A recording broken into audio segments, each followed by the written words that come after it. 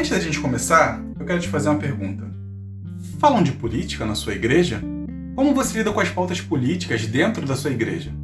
E aí, gente, como vocês estão? Tudo bem? Eu queria propor algumas coisas pra gente pensar antes de iniciar o vídeo. Eu acredito que vocês tenham notado que nas nossas igrejas o evangelho já não é mais pregado da forma que deveria ser. Nós já não damos mais a Cristo o lugar que ele deveria ter, pregamos o céu como se ele fosse o fim de todas as coisas, já não pregamos mais mudança de vida, as nossas igrejas não tendo um foco muito grande nessa questão de tratar a sexualidade e a forma como os pecados relacionados a ela acontecem, como se isso fosse o maior foco da nossa sociedade cristã. A gente já não liga mais para questões como o discipulado, já não falamos mais do fruto do Espírito, não falamos mais dessa questão relativa à transformação proposta por Cristo nas Escrituras, e muitas coisas vêm ganhando espaços que não deveriam no nosso meio. Entre essas coisas nós temos o foco que damos a questões relativas à teologia da prosperidade. Nós temos também alguns outros problemas, como o foco muitas vezes no pedido exacerbado de contribuição dos irmãos, e diante disso nós vamos tendo uma série de problemas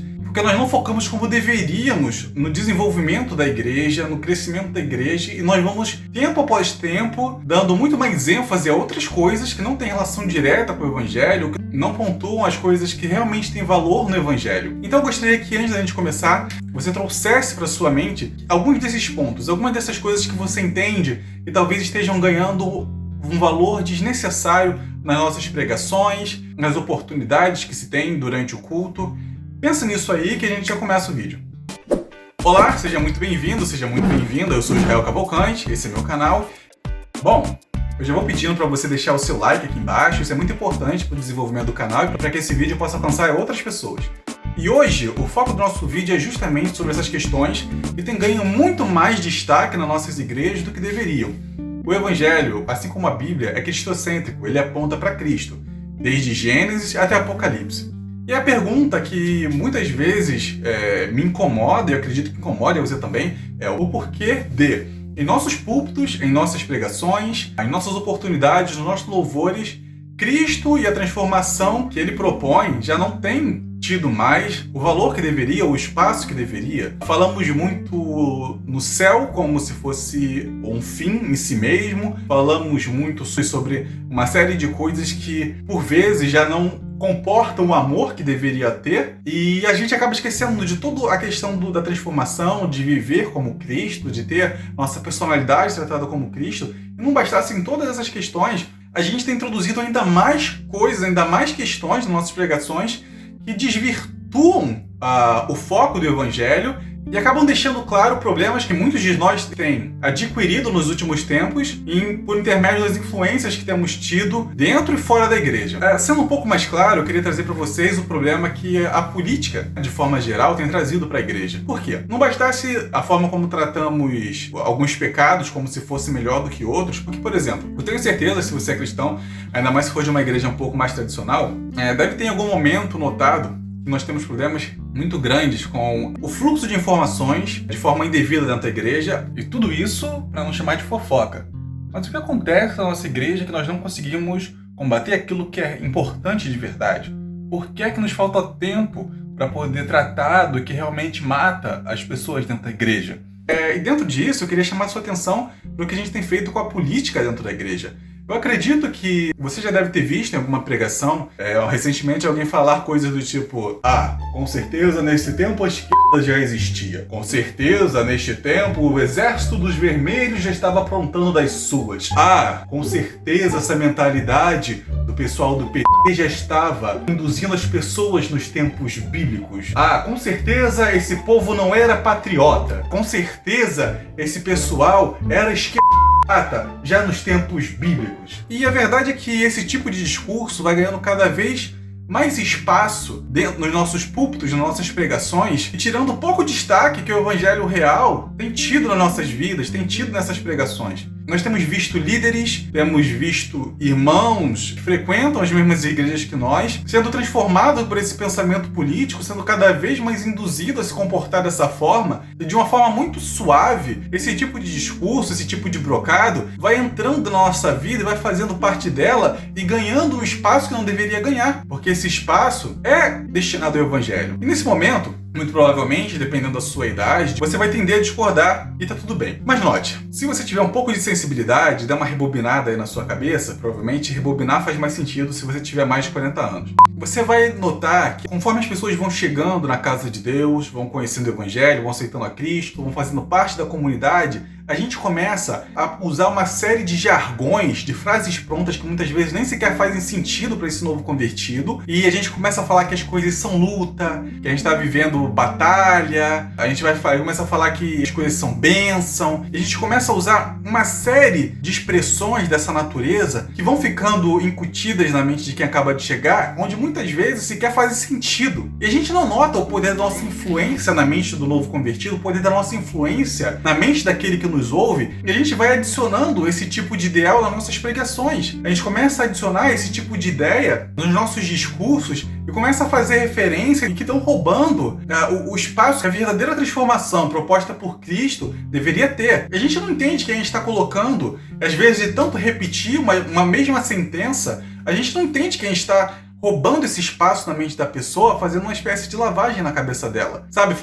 Repetindo sempre coisas que não têm fundamento, coisas que a pessoa não vai achar na Bíblia. Assim como esses jargões que a gente profere o tempo inteiro acabam conquistando espaço na mente da pessoa e muitas vezes do vocabulário dela, a gente está sendo irresponsável no momento que a gente começa a tratar desses jargões no púlpito e não nota que muitas vezes a gente vai fazer a pessoa acreditar numa coisa que é a nossa opinião. A gente vai fazer a pessoa acreditar numa coisa que não tem fundamentação bíblica.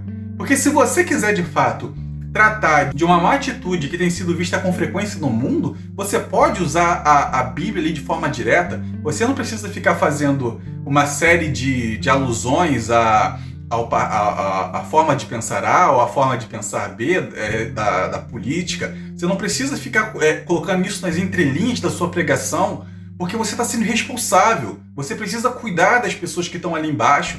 Quando você pega alguma pesquisa para ver a frequência com que as pessoas leem por si mesmas, o grau de instrução das pessoas com base nas classes, você vai ver que as classes C, D e E, que são as classes mais presentes na igreja, são as classes menos instruídas. Então essas pessoas que têm pouca instrução vão acreditar majoritariamente no que você está dizendo, porque elas não vão ler a Bíblia depois. E não finja que você não sabe disso, porque se você é um líder dentro da igreja, você sabe muito bem que você tem que ficar cobrando as pessoas para lerem a Bíblia. Se a sua igreja tem aquela revistinha da escola dominical, você tem que ficar cobrando. Você e os outros professores precisam sempre cobrar para que as pessoas leiam. Então você sabe que no fundo as pessoas vão para a igreja para acreditar no que você diz. Então você precisa sim ter responsabilidade. A gente não pode ficar tratando a nossa opinião como se fosse uma verdade absoluta na casa de Deus. A gente não pode ficar trazendo essas coisas, essas discussões políticas ridículas para as entrelinhas da pregação e ficar incutindo isso na cabeça das pessoas, porque essa gente vai acreditar. Você não pode chegar para aquelas pessoas mais humildes, sabe? Que mal tem tempo de ler a Bíblia durante o culto, ou se lê a Bíblia durante o culto não consegue interpretar o que está lendo. Você não pode supor que essa gente vai criticar o que você está dizendo. Essas pessoas vão tender a tomar o que você está dizendo como verdade. Então a gente precisa ter responsabilidade na casa de Deus para realmente instruir essas pessoas da melhor forma possível e trazê-las sempre para dentro do que a Bíblia diz, não para dentro do que eu ou você achamos. Então, nós como cristãos precisamos passar a ter, precisamos para ontem, tá? Ter essa responsabilidade de instruir as pessoas dentro do que a Bíblia diz. Precisamos tirar o máximo possível da nossa opinião dentro do que é tratado nas pregações para que a gente possa ter responsabilidade com o que as pessoas ouvem, com aquilo que as pessoas aprendem, com aquilo que as pessoas levam para casa, com aquilo que as pessoas disseminam para suas famílias quando chegam nos seus lares, para aquilo que é ensinado para essas pessoas, para as crianças das suas famílias. A gente precisa entender que a gente vai causar essa reação em cadeia. Então, a gente não pode mais ficar sendo negligente com o que a gente fala. A gente precisa ter mais certeza do que diz. Vou te contar um segredo, talvez você não saiba. Mas o grande ponto fica sendo que aquela notícia que chega no seu WhatsApp, ela precisa ser verificada antes de você passar para frente, principalmente se estivermos falando de uma pregação. A notícia que você dissemina porque você ouviu um youtuber falar, precisa ser verificada antes que você dissemine aquilo. Antes que você passe isso para frente. Um youtuber que fala algo precisa ser verificado. Sabe, você precisa verificar, procurar um artigo, um livro, isso precisa ser visto. E no que diz respeito à política, você também precisa ser responsável, porque hoje a política prega uma espécie de dissensão. Ou você concorda 100% com o que eu digo, ou você é meu inimigo. Se eu discordo com o que você está dizendo, você não espera eu dizer onde estou posicionado. Você já me tem como alguém que é avesso a você, quando na verdade eu posso só estar discordando de um ponto, talvez 10, talvez 20% do que você está falando. Mas não, hoje em dia, a política tem trazido isso para o nosso meio. Ou concordas 100% com o que eu digo, ou você é meu inimigo, ou eu sou contra você. E sendo sincero, eu não consigo achar isso no Evangelho. Eu não consigo achar esse Evangelho onde a minha mentalidade a respeito de coisas seculares torna as pessoas minhas inimigas se pensarem o contrário. A gente precisa melhorar a forma como a gente pensa, precisamos melhorar a forma como vivemos diante de Deus, como ensinamos, como disseminamos informações por uma questão de responsabilidade. Precisamos verdadeiramente ser responsáveis com o que dizemos e com aquilo que o outro ouve da nossa boca. E não adianta a gente fingir que nós não temos responsabilidade com isso, porque temos. Precisamos colocar mais a Cristo como centro dos nossos ideais, colocar mais a Cristo e a sua transformação e os frutos do Espírito, por exemplo, como o ponto central daquilo que nós pregamos e vivemos, como o ponto central do exemplo que damos. A mentalidade ou ideologia a respeito de um assunto, como é o caso da política, não pode moldar o nosso caráter, não pode moldar a nossa responsabilidade, não pode ser aquilo que é refletido na maioria dos nossos discursos. O nosso discurso tem que refletir, na maioria das vezes, a Cristo, como era no passado. Houve muitos escritores cristãos que não conseguiam escrever de forma secular sem retratar a Cristo, ainda que Cristo não fosse citado nos seus textos. Era possível ver a Cristo no que era dito. Nós, na nossa geração, a gente não consegue falar das coisas sem retratar o ideal político, sem retratar o ideal de um movimento. A gente já não retrata mais Cristo nas entrelinhas. Existem outras coisas que têm ganhado espaço no nosso meio. E o problema fica sendo, até quando? Será que a gente vai continuar fingindo que a gente não tem responsabilidade sobre isso? Vamos continuar sendo uma igreja omissa nesse sentido? Vamos continuar colecionando inimigos? Ou a gente vai continuar fazendo essa mescla que a gente tem feito de um pensamento político com aquilo que é a Bíblia? A gente junta tudo isso e a gente finge que esse é o real caminho que Cristo nos deixou. A gente faz essa amálgama e passa a vender isso como se fosse o Evangelho, quando na verdade não é, passa muito longe. Então a gente precisa purificar o que a gente tem visto, o que temos pensado, o que temos vivido, porque não há mais tempo. Não há mais tempo para nos deixarmos levar como temos feito e ainda por cima perverter outras vidas. Então eu te convido a pensar como tem sido o seu discurso como cristão. O seu discurso como cristão traz a Cristo? Traz a transformação do fruto do Espírito? O seu exemplo reflete a quem? Quando a gente para conversar com você, o que a gente ouve mais? A gente ouve mais discussões que dizem respeito a um lado ou ao outro, a uma cor ou a outra, a um líder ou outro? Ou a gente tem no seu discurso um reflexo claro e cristalino de Cristo? Quem tem sido você? Bom, essa era a reflexão que eu queria trazer para você. Gostaria de lembrar que você é sim responsável pelo que você faz diante de Deus, diante dos homens. Gostaria de te lembrar que o maior exemplo que você é responsável por dar é o exemplo de Cristo. As pessoas precisam ver a Cristo em você e não líderes políticos. E gostaria de te convidar a refletir ainda de que, se construíssemos um Brasil à luz de Cristo, que Brasil teríamos? Se construíssemos um Brasil à luz de quem você tem sido, que Brasil teríamos? Eu sou Israel Cavalcante, esse é meu canal. Se você não é inscrito, inscreva-se. Não esqueça de deixar o like aqui embaixo. E muito obrigado. Te encontro no próximo vídeo.